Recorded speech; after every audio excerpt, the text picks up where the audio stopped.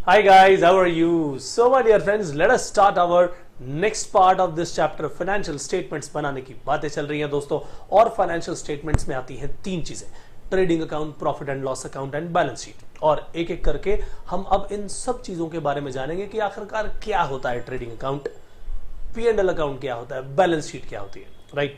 तो पहला जो हमारा मकसद है इस पर्टिकुलर लेक्चर का वो ये कि भाई ट्रेडिंग अकाउंट क्यों बनाया जाता है, क्या है ये, इसमें क्या क्या आइटम्स आती हैं और किस पर्पस के लिए बनाया जाता है, इसका रिजल्ट सारा हमारा इसमें आएगा। इसमें कौन कौन सी आइटम्स आती हैं, क्यों आती हैं, सबका डिस्कशन हम इस क्लास में करने वाले हैं। और फाइनेंशियल स्टेटमेंट्स का तो भैया पहला स्टेप है ये, राइट। सो आज अगर हम देखें, ट्रेडिंग अकाउंट बनाना है सबसे पहले फाइनेंशियल स्टेटमेंट्स में, फाइनल अकाउंट्स में, तो हमारे पास अवेलेबल क्या क्या होगा। हम जर्नल एंट्रीज, उसके बाद लेजर, फिर ट्रायल बैलेंस बना चुके हैं। ट्रायल बैलेंस हमारा मिल चुका है। हमारा मकसद है प्रॉफिट या लॉस जानना, राइट।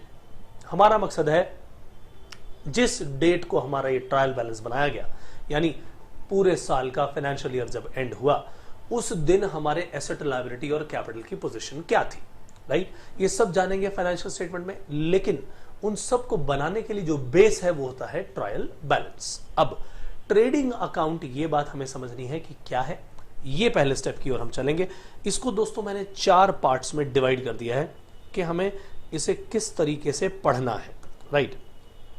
तो सबसे पहले ट्रेडिंग अकाउंट में दोस्तों हम जानेंगे कि इसका मीनिंग क्या होता है, राइट, क्या होते हैं इसके फीचर्स, फिर जानेंगे कि क्यों बनाया जाता है, क्या क्या कंटेंट्स, क्या क्या आइटम्स इसमें लिखी जाती हैं, फिर एट द एंड हम जानेंगे कि आखिरकार इसकी बैलेंसिंग कैसे की जाती है। और बैलेंसिंग का मकसद तो यही होता है कि भैया प्रॉफिट निकालना या लॉस। अब वो प्रॉफिट भी कौन सा है ये भी जानना चाहिए, ये सब जानेंगे हम। सो पहले मीनिंग एंड फीचर्स की बात शुरू की जाए दोस्तों, और क्या है ये, आइए शुरुआत कर ली जाए अपने इस मीनिंग एंड फीचर्स वाले पार्ट की। तो फाइनेंशियल स्टेटमेंट्स हम बना रहे हैं, फाइनल अकाउंट्स हम बना रहे हैं, उसकी पहली स्टेज है दोस्तों ये। So it is the first stage in the process of preparing final accounts. ये है पहला हिस्सा। और आखिरकार हम इसमें रिकॉर्ड क्या करेंगे, मेनली ट्रेड, जैसे कि नाम से ही जाहिर है कि भैया खरीद फरोख्त, यानी खरीदा और बेचा। खरीदा तो उसकी कई सारी कॉस्ट है, राइट। बेचा तो उससे रेवेन्यू आएगा। अब खरीदा कम में, बेचा ज्यादा में, तो जाहिर सी बात है प्रॉफिट बचेगा। खरीदा ज्यादा, बेचा कम में, तो हो गया नुकसान, राइट। तो ऑल इन ऑल हम इसमें क्या करने वाले हैं, हम इसमें रिकॉर्ड करने वाले हैं नेट सेल्स। अब नेट सेल्स का मतलब क्या होता है भाई? नेट सेल्स का मतलब ये होता है कि हमने जो माल बेचा माइनस उसमें से जो रिटर्न्स आ गई। कई बार माल खराब निकल आता है तो भाई सेल्स रिटर्न भी हो जाती है। देन हमें करना क्या है, सेल्स, ग्रॉस सेल्स में से सेल्स रिटर्न माइनस करके नेट सेल्स निकालनी है। और बहुत ही इंपॉर्टेंट चीज आने वाली है, direct cost of goods sold, यानी कॉस्ट निकालनी है किनकी, उन गुड्स की जिनको बेचा जाएगा, राइट। तो कॉस्ट ऑफ सेल्स एक तरह से कहें हम इसे। और वो खर्चा, वो कॉस्ट जो डायरेक्टली उस प्रोडक्ट को खरीदने में या अपनी शॉप या फैक्ट्री तक लाने में लगा। अब ट्रेडिंग अकाउंट जो बनाया जाता है उसमें ट्रेड की ही बात है, नाम से ही जाहिर हो रहा है, राइट। अब कहूं अगर मैं कि भैया नेट सेल्स मेरी ज्यादा थी और कॉस्ट थी कम, तो प्रॉफिट बचेगा, राइट।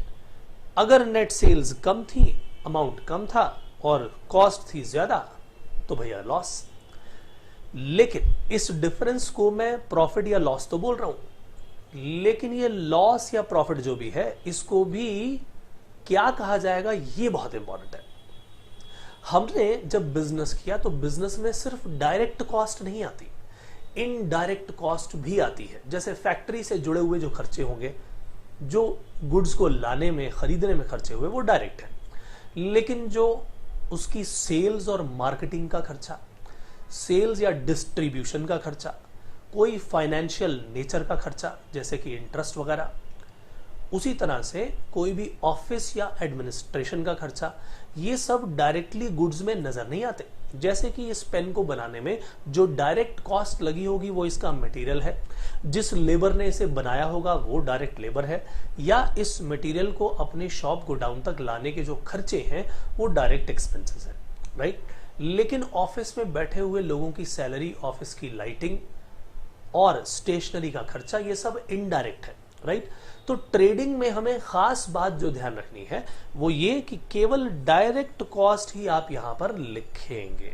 इसीलिए नेट सेल्स में से जब डायरेक्ट कॉस्ट माइनस करेंगे तो जो रिजल्ट आएगा प्रॉफिट या लॉस, उसे ग्रॉस प्रॉफिट या ग्रॉस लॉस कहा जाएगा, क्योंकि अभी इसमें से इनडायरेक्ट एक्सपेंसेस माइनस करने बाकी है, right. So all in all जब हम ट्रेडिंग अकाउंट बनाएंगे तो उसमें से सेल्स में से डायरेक्ट खर्चा भी माइनस कर रहे हैं, इनडायरेक्ट खर्चा माइनस नहीं किया।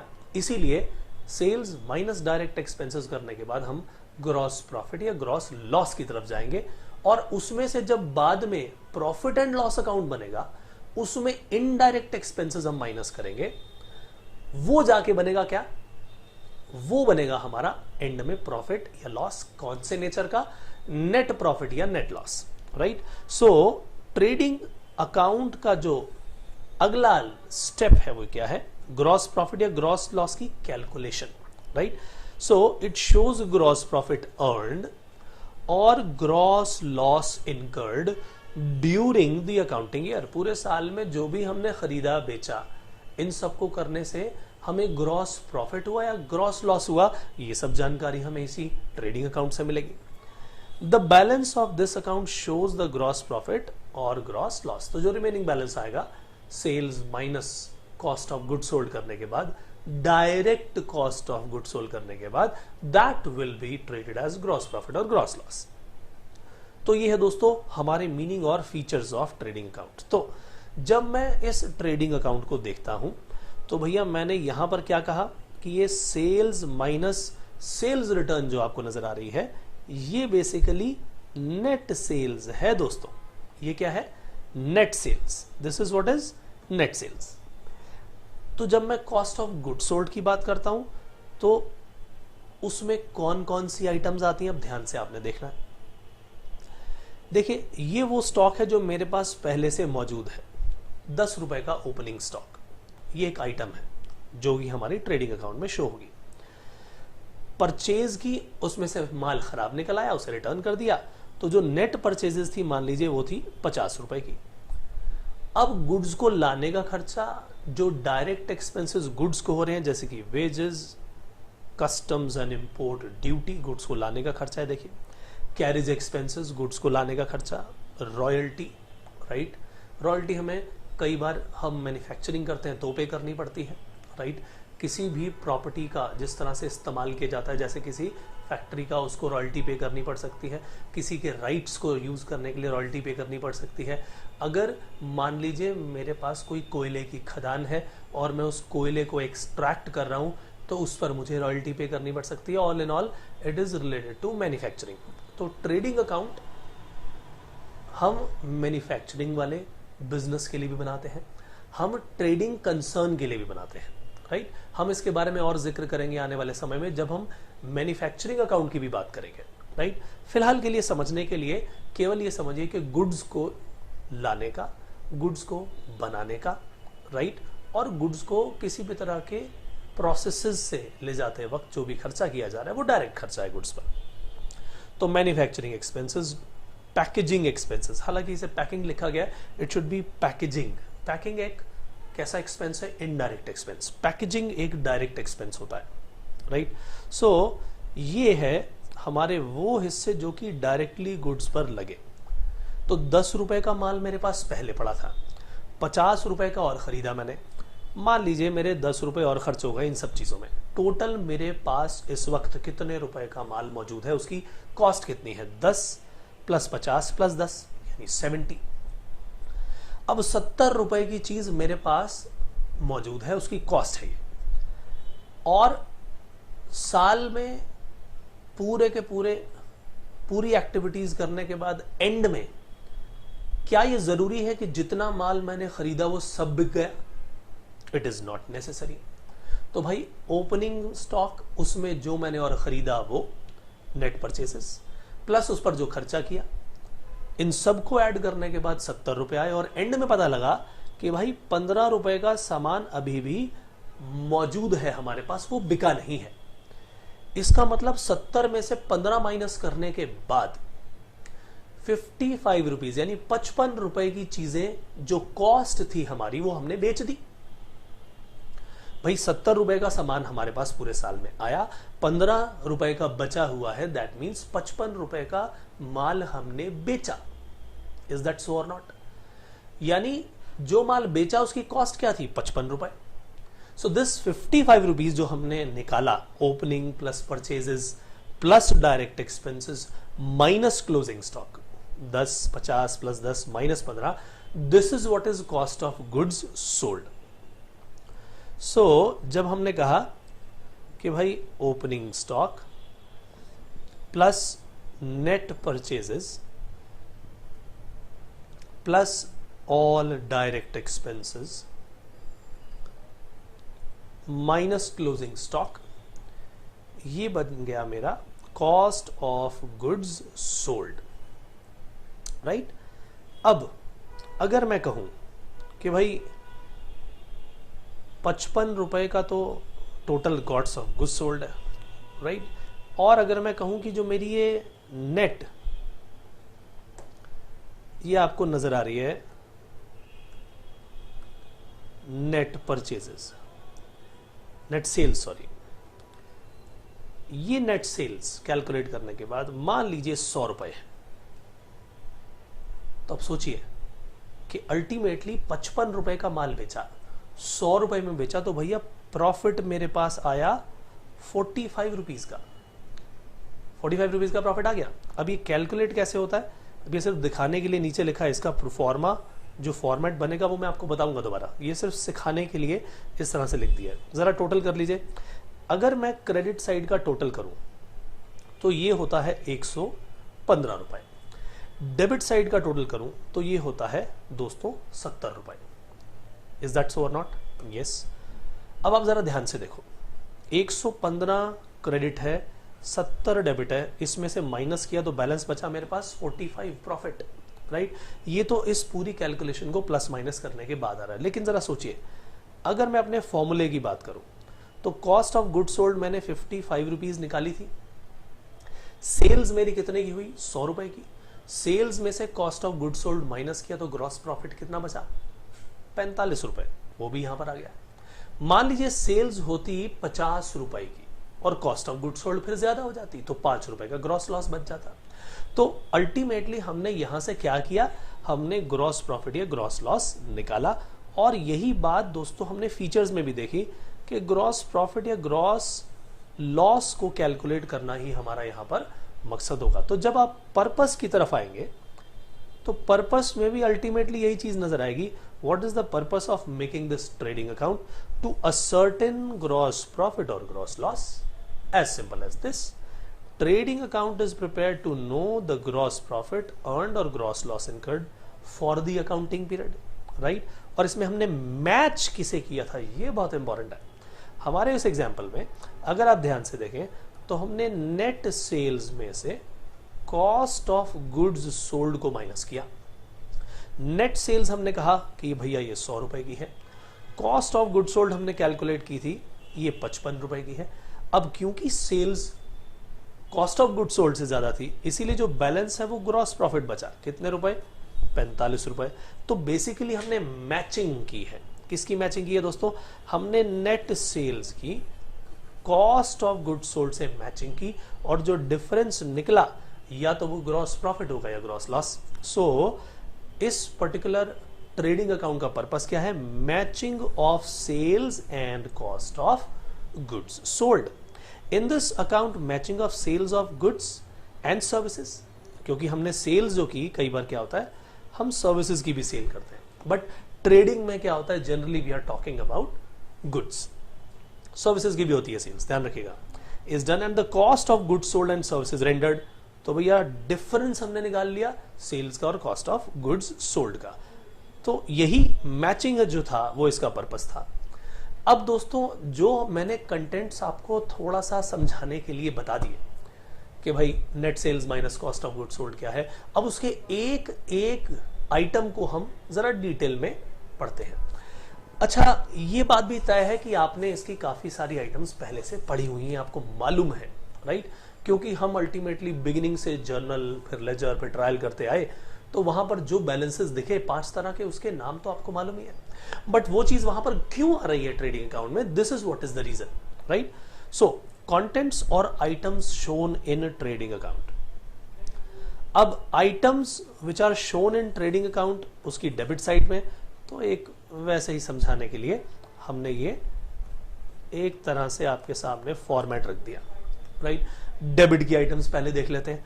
मेन आइटम है ओपनिंग स्टॉक, फिर है purchases minus purchase return and direct expenses. In 3 parts में हमें डिवाइड करना है।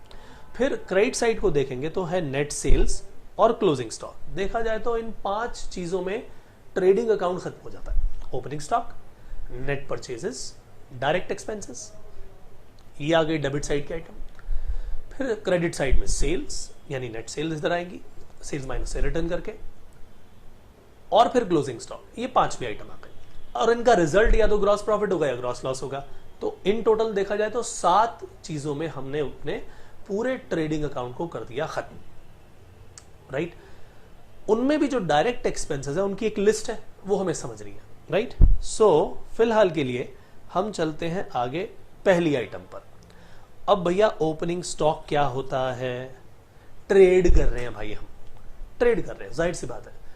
मैंने अगर आज नया बिजनेस शुरू किया तो मेरे पास कोई ओपनिंग स्टॉक नहीं है, लेकिन अगर मेरा बिजनेस पुराना चलता चला आ रहा है तो भाई पिछले साल का कुछ बचा हुआ स्टॉक तो होगा, जो बिका नहीं, बचा रह गया, तो वो पिछले साल का जो क्लोजिंग स्टॉक है वो मेरे इस साल का बन जाएगा ओपनिंग स्टॉक।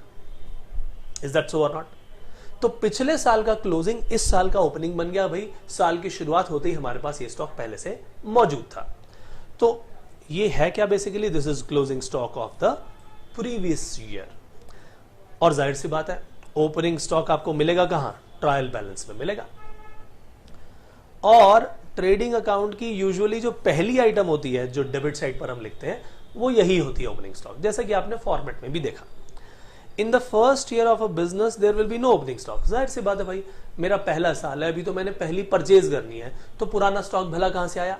इसीलिए न्यू बिजनेस में पहले साल में क्या होगा? कोई ओपनिंग स्टॉक नहीं होगा।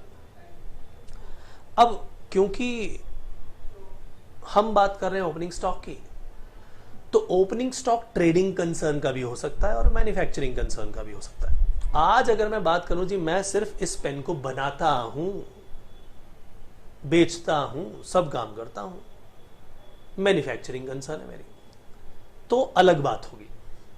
अगर मैं कहूं कि मैं तो सिर्फ इसमें ट्रेड करता हूं, खरीदता हूं और बेचता हूं, तो बात अलग होगी। क्यों? मान लीजिए मैं ट्रेडिंग कंसर्न हूं, मैंने सीधा इसको परचेज किया, आगे बेचा, और मेरे पास जो स्टॉक होगा वो हमेशा फिनिश्ड गुड्स का होगा। वो पेन जिसे सीधा कस्टमर को दिया जाए और कस्टमर उसका इस्तेमाल कर ले, प्रोडक्ट वो जिसे डायरेक्टली कस्टमर को बेचा जाए और वो उसे यूज करना शुरू कर दे। इसमें और कोई प्रोडक्शन का प्रोसेस बाकी नहीं है। यानी किसी भी तरह से ट्रेडिंग कंसर्न की जब मैं बात करूंगा तो only and only finished goods मुझे नजर आएंगी, डिफरेंट टाइप की finished goods, right? But if I talk about manufacturing concern, तो भैया आज मुझे अगर इस पेन को बनाना है तो मुझे रॉ मटेरियल भी चाहिए। साल के अंत में कुछ ऐसा भी होगा कि कुछ रॉ मटेरियल बचा हुआ है। साल के अंत में ऐसा भी कुछ हो सकता है कि हां, पेन पूरा तो नहीं बना लेकिन आधा बना हुआ है, उसका रीफिल नहीं डला अभी, उसकी पैकेजिंग नहीं हुई, यानी वो वर्क इन प्रोग्रेस है, उसका भी स्टॉक हो सकता है। और ऐसा भी हो सकता है कि बिल्कुल फिनिश्ड पेन तैयार है, पैक्ड है, लेकिन बिका नहीं, यानी ये फिनिश्ड गुड्स का स्टॉक है।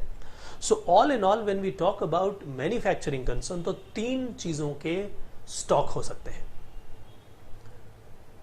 रॉ मटेरियल का स्टॉक, पिछले साल का बचा हुआ रॉ मटेरियल, पिछले साल का वर्क इन प्रोग्रेस, पिछले साल का क्या? फिनिश्ड गुड्स का स्टॉक। अब आज जब नया साल आ गया तो पुराना जो closing stock of raw material है, और वर्क इन प्रोग्रेस है, फिनिश गुड्स है, ये सब इस साल के लिए बन गया ओपनिंग स्टॉक, राइट।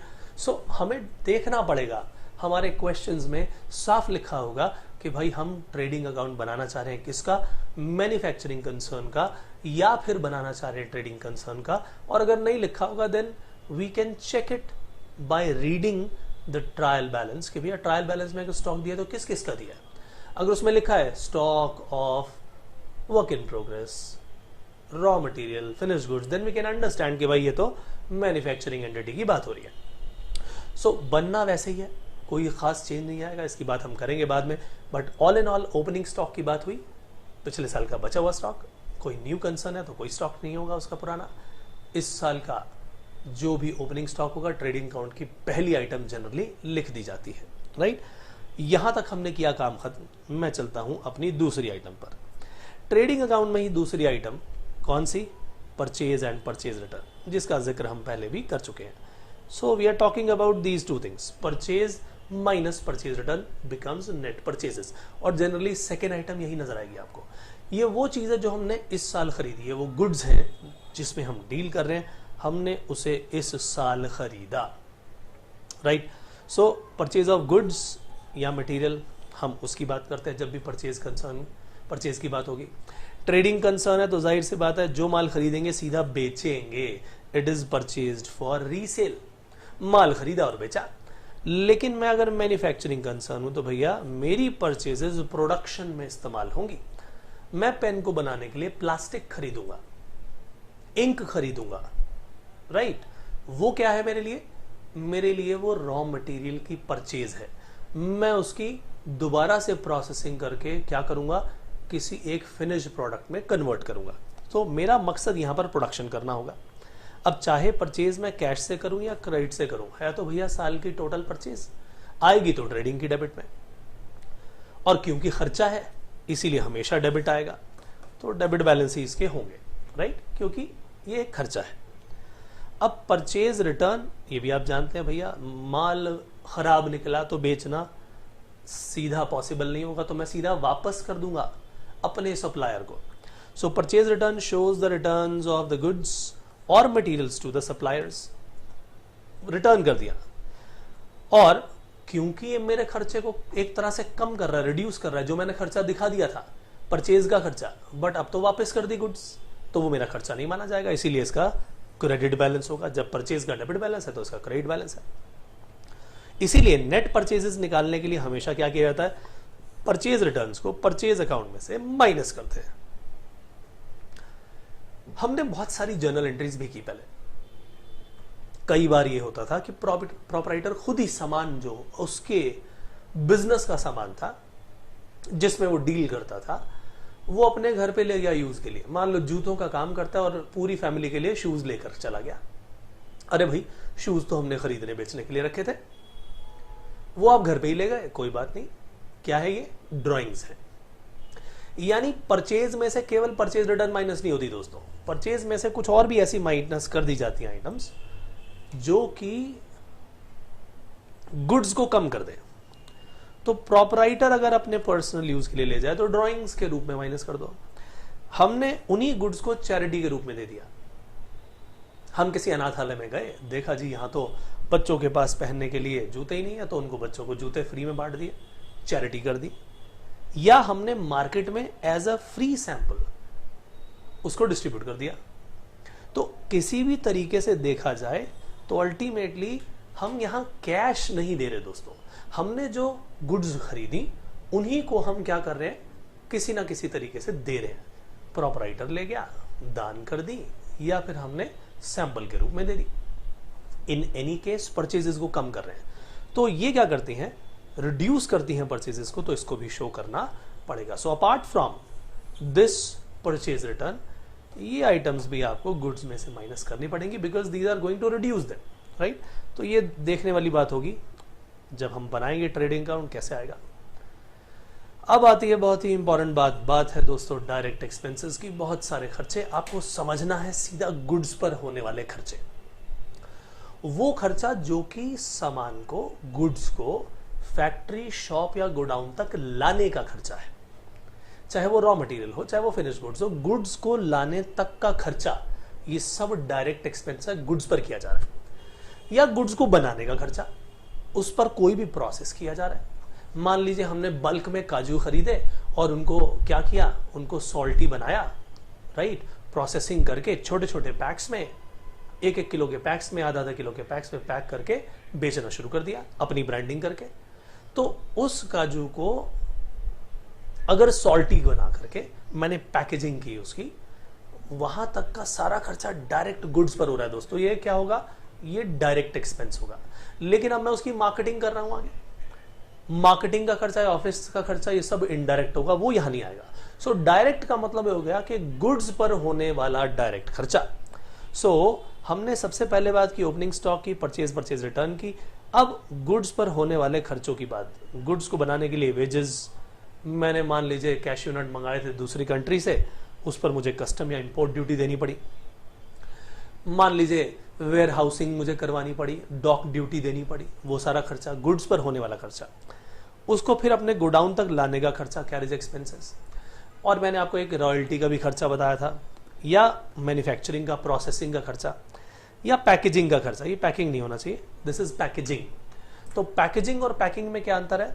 अगर मान लीजिए मैंने ऑयल प्रोड्यूस किया, जैसे मान लीजिए एडिबल ऑयल्स, कोकोनट ऑयल मान लो या कुछ भी मान लो, मान लीजिए हमने कुकिंग ऑयल की बात की। कुकिंग ऑयल आजकल आते हैं पैकेट्स में, प्लास्टिक के पैकेट्स में, इज दैट सो और नॉट? तो 1-1 किलो का पाउच बनता है, वो सीधा बन जाता है। अब वो जो पाउच है वो बेसिकली गुड्स को क्या कर रहा है, सेफ भी रख रहा है, राइट, और गुड्स से बिल्कुल जुड़ा हुआ है। वो प्रोडक्शन का खर्चा है दोस्तों, पैकेजिंग। लेकिन मान लो अब हमारे पास बहुत सारे पाउचेस तो आ गए, अब उसको मार्केट में भेजने के लिए क्या करें, एक गत्ते का कार्टन लिया और फिर उसमें एक में 10 पैक डाल के उसको ट्रांसपोर्ट कर दिया। अब जो ये गत्ते की पैकिंग है, एक पैकेजिंग हो चुकी है, अब ये जो ऊपर जो है ये पैकिंग है। तो देयर इज अ डिफरेंस। एक चीज है जो मेरी सेल्स और डिस्ट्रीब्यूशन में हेल्प कर रही है, एक चीज है जो गुड्स को सेफ रखने में मेरी मदद कर रही है। जो गुड्स को सेफ रखने में मदद करती है वो पैकेजिंग है। तो ये जनरली आप जब आप बिजनेस स्टडीज पढ़ेंगे तो उसमें और डिटेल में बताया जाएगा। सो ऑल इन ऑल पैकेजिंग होगा तो मैं यहां लिखूंगा, पैकिंग नहीं, right. So this is packaging मान लीजिए। तो ये सारे वो खर्चे जो गुड्स के ऊपर डायरेक्ट हुए। अच्छा, एक बात और समझ लीजिए कि इसमें कौन कौन सी आइटम आएंगी नहीं आएंगी ये कैसे याद रहेगा, मैं इसकी भी प्रैक्टिस कराऊंगा आपको। जी हाँ, हम ट्रेडिंग अकाउंट की आइटम्स को अच्छी तरह से एक एक आइटम को देखेंगे, क्यों आएगा उसका रीजन भी देखेंगे, और उस प्रैक्टिस के जरिए आपको पता लग जाएगा कि वाकई ये डायरेक्ट एक्सपेंस है और इसीलिए ये ट्रेडिंग अकाउंट में आनी चाहिए। मेरे दूसरे लेक्चर्स में आपको ये मिलेगा।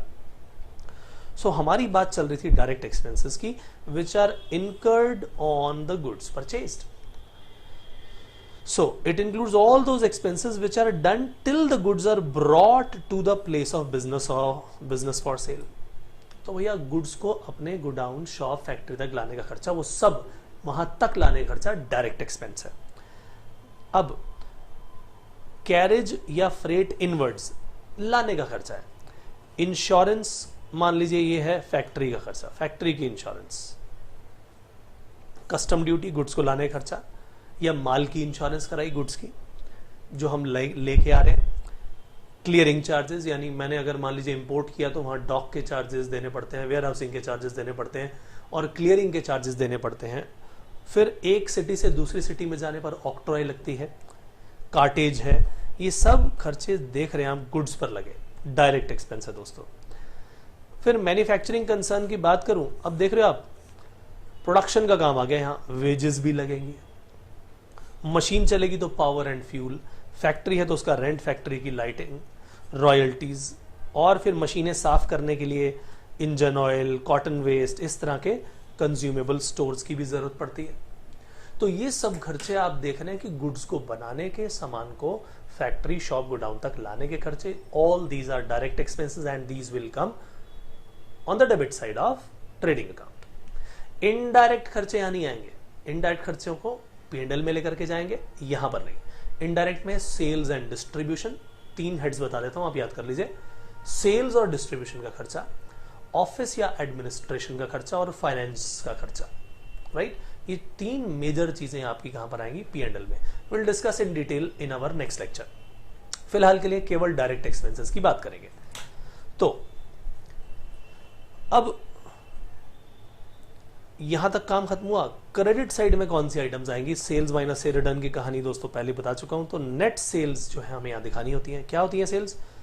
सेल्स है गुड्स को बेचने के बाद जो रेवेन्यू आता है, right. Sales mean sale of goods in which business deals, जिसमें हम डील करते हैं उसको माल को बेच रहे हैं। सेल अकाउंट का हमेशा क्रेडिट बैलेंस होगा क्योंकि रेवेन्यू लेकर के आ रहा है भाई, हमेशा credit.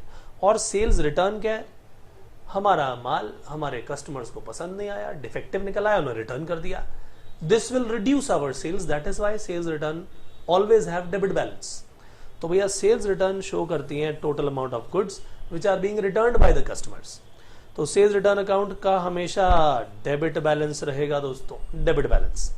And sales return are deducted from sales account to get net sales. ये बात हम सीख ही चुके हैं। अब चलते हैं क्लोजिंग स्टॉक की कहानी पर। और जैसे मैंने आपको बताया था 5 पार्ट्स में डिवीजन है दोस्तों। सेल्स रिटर्न के बाद क्रेडिट साइड में जो आपको ये नजर आती है वो ये है क्लोजिंग स्टॉक की बात, राइट। ये है क्लोजिंग स्टॉक। सो क्लोजिंग स्टॉक क्या है? ये वो अनसोल्ड गुड्स का हिस्सा है जो हम साल के अंत तक बेच नहीं पाए। ये फिनिश गुड्स भी हो सकती है, मैन्युफैक्चरिंग कंसर्न हुई तो फिनिश गुड्स के अलावा ये वर्क इन प्रोग्रेस भी हो सकता है और रॉ मटेरियल भी हो सकता है। So it may be stock of raw material, semi finished goods. Work in progress को सेमी फिनिश्ड गुड्स भी कहा जाता है क्योंकि वो आधी बनी हुई है, वर्क इन प्रोग्रेस है, चल रहा है। फिनिश्ड गुड्स का भी स्टॉक हो सकता है। क्लोजिंग स्टॉक का वैल्यूएशन जो है ना दोस्तों, वो है सबसे इंपॉर्टेंट। अगर मैं कंजर्वेटिज्म की बात करूं तो वो क्या कहता है? कंजर्वेटिज्म कहता है कि जितने हमारे एक्सपेक्टेड लॉसेस हैं उनको तो एक्सपेक्ट करके उनको कंसिडर कर लो, एक्सपेक्टेड प्रॉफिट्स को मत करो। तो मान लीजिए क्लोजिंग स्टॉक मैंने 100 रुपए का स्टॉक जो मेरे पास है वो 100 रुपए का था। ध्यान से सुनिएगा, बात बहुत इंपॉर्टेंट है। अब स्टॉक की वैल्यू 100 रुपए की है, लेकिन मार्केट में आज उसको बेचने जाऊं तो भैया 80 रुपए मिलेंगे।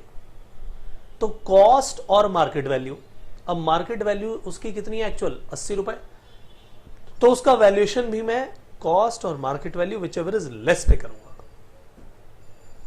विचएवर इज लेस पर, रूल ऑफ कंजर्वेटिज्म। लेकिन मान लीजिए मार्केट में उसी स्टॉक की वैल्यू आज की डेट में 100 रुपए की जगह 150 रुपए हो जाती है, 100 रुपए से ज्यादा, तो मैं उसे 150 रुपए नहीं लिखूंगा। बिकॉज कंजर्वेटिज्म का रूल यही कहता है कि provide for all possible losses but not for gains. So इसीलिए एट द एंड, साल के अंत में आखिरी तारीख पर मेरे पास जो भी स्टॉक बचा होगा मुझे उसका वैल्यू देखना है। सो closing stock is taken and valued at the year and and is shown in trading account on the credit side. So according to the convention of conservatism, stock is valued at its cost or net realizable value, यानी market value, whichever is lower. Very very very important. ये आपके exam में question direct भी आ सकता है। So मैंने जो आपको ये सब बातें बताई दोस्तों, पहली बात तो ये कि आपके थ्योरी के लिए ये क्लास है जबरदस्त, क्योंकि ट्रेडिंग अकाउंट के आइटम्स भी आ सकते हैं, पर्पस भी, मीनिंग भी, फीचर भी, सब कवर हो गया इसमें, राइट। और उसके अंदर जो आइटम्स है उनकी डिटेल भी मैंने बता दी, राइट। ये दोस्तों क्लोजिंग स्टॉक की कहानी हुई यहां खत्म। अब सोचिए, मेरे पास अल्टीमेटली इन चीजों को बैलेंस करने का काम है। देखूंगा कि भैया प्रॉफिट हुआ है, लॉस हुआ, जैसे कि मैंने बैलेंसिंग करके दिखाई थी। दोनों के टोटल किए, देखा तो एंड में एक में ग्रॉस प्रॉफिट आ रहा था, दूसरी तरफ लॉस था। सो हमें करना क्या है? चेक ये करना है कि अगर तो क्रेडिट साइड ज्यादा है, सेल्स वाली ज्यादा है क्रेडिट, और जो माल बचा हुआ है उसका टोटल ज्यादा है, तो समझ लेना भैया ग्रॉस प्रॉफिट है, राइट, जैसा कि हमने पहले भी सीखा। So if total of the credit side is more than the debit side, समझ लो भैया ग्रॉस प्रॉफिट। जैसा कि हमारे एग्जाम्पल में आया था 45 रुपए का, 45 रुपीज का प्रॉफिट, और इसीलिए हमने उसे बैलेंसिंग करके डेबिट साइड में दिखाया था। देखो जी ये 45 रुपए का प्रॉफिट, तो उसे शो कहां किया जाता है? डेबिट साइड में। और फिर यही ग्रॉस प्रॉफिट हम अगले अकाउंट में लेकर के जाते हैं, और अगले अकाउंट का नाम आप जानते हैं, प्रॉफिट एंड लॉस अकाउंट। क्योंकि अब प्रॉफिट एंड लॉस अकाउंट में ले जाएंगे इसे, और उसके बाद हम देखेंगे कि अब इनडायरेक्ट एक्सपेंसेस कौन से हैं। P&L में ग्रॉस प्रॉफिट में से इनडायरेक्ट एक्सपेंस माइनस करेंगे, फिर निकलेगा नेट प्रॉफिट या net loss. Right. So thereafter gross profit is transfer to the credit side of profit and loss account. इस चीज को आप मार्क कर लीजिए. जब मैं नेक्स्ट क्लास में P&L अकाउंट बताऊंगा तो उसमें इसका रेफरेंस आएगा. उसी तरह से अगर डेबिट साइड ज्यादा निकल आई भैया तो ग्रॉस लॉस होगा, क्योंकि कॉस्ट था कि ज्यादा है, जाहिर सी बात है. So total of debit side जब ज्यादा निकल आया तो समझ लो कि ये ग्रॉस लॉस है. ग्रॉस लॉस क्रेडिट साइड में आएगा. राइट. कैसे आएगा मैं आपको एक बार दोबारा से बिगिनिंग में जो हमने किया था दोस्तों उसको दिखा देता हूं. राइट. उस कैलकुलेशन को हमने सीखा था अच्छी तरह से. तो देखिए क्रेडिट साइड जब ज्यादा थी 100 और 115 और ये था 70, तो 115 में से 70 जाने के बाद ये बैलेंस हमने यहां दिखाया 45. मान लीजिए कि ये कम होता 50 होता, 50 प्लस 15 होता 65, तो 70 में से 65 जाने के बाद बैलेंस यहां बचता. इज दैट सो और नॉट?